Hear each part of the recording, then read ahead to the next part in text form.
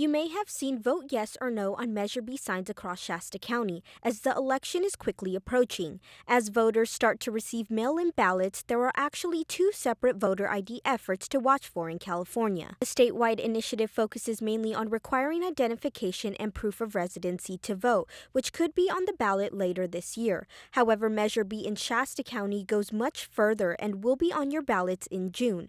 Under Measure B, most voters would have to vote in person on a single day, with mail-in ballots only being allowed for people who are sick, in the military, or living overseas. It would also require all ballots to be hand-counted, limiting the use of voting machines. However, several parts of the measure conflict with California law.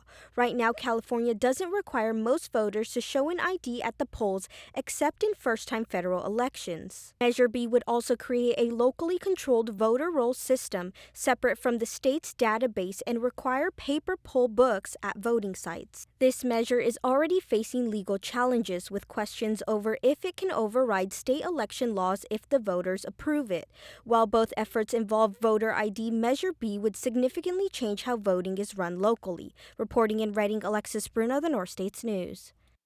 Well, advocates of Measure B believe it will reduce voter fraud. The Nonpartisan League of Women Voters says strict voter ID laws like requiring a valid driver license could keep 50 million people from voting, especially seniors, minorities, and students. They also say in a recent analysis that out of 250 million mail-in ballots cast between 2020 and 2024, there were less than 200 convictions of voter fraud.